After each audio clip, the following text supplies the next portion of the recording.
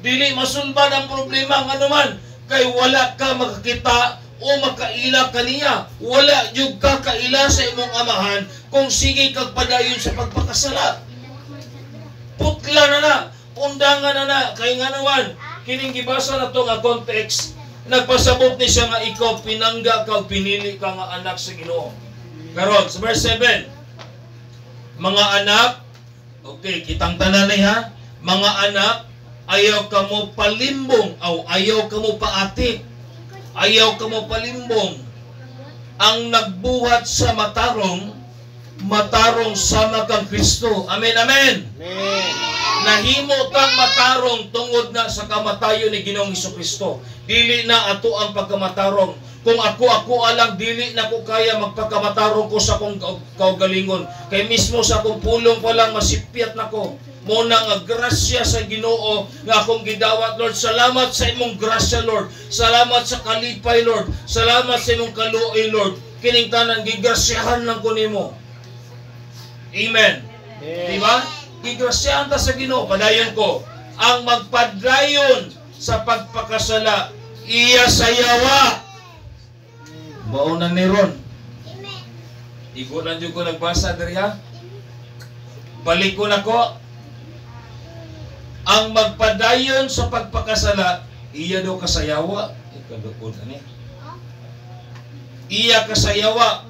Kay ang yawa nagpakasala man sukad pagayod sa sinugdan.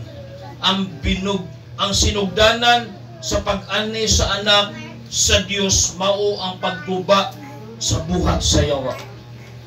Okay. Gusto na ko siya hutbon o basa tanan, medyo taas ang medyo kaayo. Ako lang isang i-summarize regarding sa imong identity nga ingon ka anak ka sa Ginoo. Karon, simple lang kayo akong buhian karon before ta magtapos. Kung dili ka magpagamit sa Ginoo, gamiton ka sa yawa. Amen. Klaro kayo, mo man ay gibasa na to karon. Kung dili ka magpagamit sa Ginoo, gamiton jud ka sa yawa. Gani na bersikulo nga akong nabasa diri sa 1 John chapter 2 verse 1 to 8. The whole context basahan niyo ni paguli. Dapat gyud may magkutlo masubay ani. Okay. Aron mahimo ta nga magpadayon og mahigugmaon ta kanunay sa Dios, simple lang. Ang mensahe og pulong sa Dios i-aplikar kanunay sa imong kinabuhi. Og ang dugo ni Ginoong Hesukristo i-aplikar sa imong kinabuhi. Og tungod ni ana, naglakaw ka nga madaogon. Naglakaw ka nga kauban nimo ang presensya sa Dios. Amen. Amen. Kitang tanan nahimo ta mayan. Kitang tanan nahimo ta nga magmadaogon, kitang tanan mga igsuon ta diha kay Kristo Jesus, aron kitang tanan mahimo ta nga kabahin o nakaambit ta sa kadaugan sa kamatayon ni Ginoong Hesukristo. Tungod ni ana, ang kamatayon ni Ginoong Hesukristo mao ang atong kadaugan. Kadaugan na nimo. Siya ang nagsakripisyo, siya ang nagantos, siya ang namatay, pero sa imong kaugalingon kadaugan na nimo. So karong gabi una, ayaw kalimte igsuon ko diha kay Kristo. Ang imong kinabuhi, importante ka atubangan sa Ginoo. Siguro dunay mga panahon nga gi-reject ka, dunay mga paryente, dunay mga igsuon, dunay mga sigala nga gi-reject ka, pero ang Ginoo wala gyud mag-reject kana kanimo. Ang Ginoo nagapadayon gyud og pagbantay, paglantaw o pag-uban nga na kanimo. Dumti ang kalibutan igsuon. Nya pasuod ka diha sa Ginoo. Pasabot nako ang dumtan ang kalibutan, ayaw nato ipauyon ang atong mga kinabuhi diri sa kalibutan kay tagalangit man kitang tanan. Praise God. Palapakan na nato atong buhay nga Dios. Hallelujah. Blessed be the name of the Lord. No? Kay gihatag naman si Ginoong Hesukristo alang kanimo ug kanako, pinaagi ni ana kining mga butanga na ila nakakaron nga ikaw takagingarian ka sa Ginoo. Tagalangit na ka, dili na ka tagayuta, na ila na ka nga takalangit ka, natataka na ka sa miling dugo ni Ginoong Jesucristo, o tingod ni ana, nagkinabuhi ka nga dunay kahadlok sa Dios, nagkinabuhi ka nga malipayon diya sa Ginoo, sumala sa pulong sa Dios. Di apa,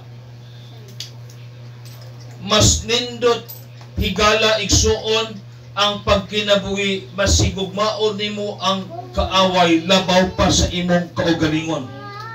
Hallelujah. Igo lang nako na subay diri igsuon. No? Busay angay usab kita nga maghigugma ug magkinabuhi sa mga tao nagpasakit kanato o kita nagpasakit pod kanila. Igugmao nato sila. Gani kung paninglan ta sa Ginoo, mahimo ba nato ang nahimo sa Ginoo? Dili nato mahimo. Dili nato mahimo ang gihimo ni Ginoong Jesucristo.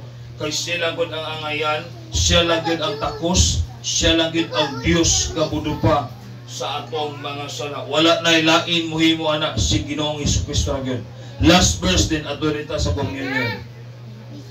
Pinaagi ni ini maila na to nga kita iyas kamatuoran. Hallelujah.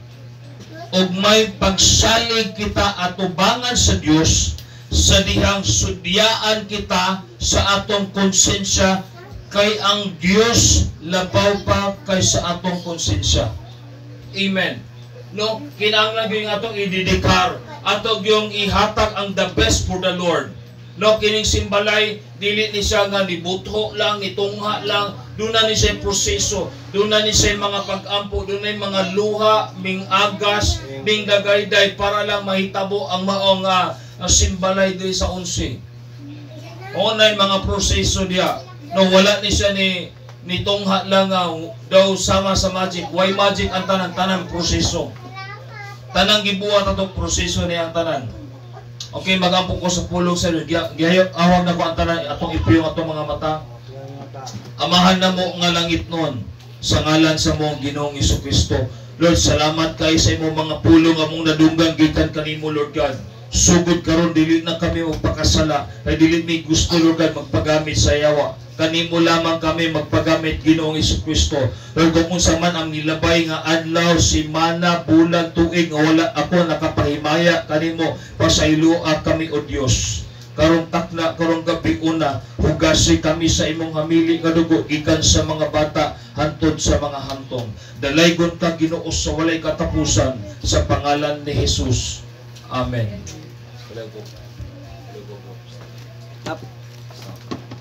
Praise God. Ato ning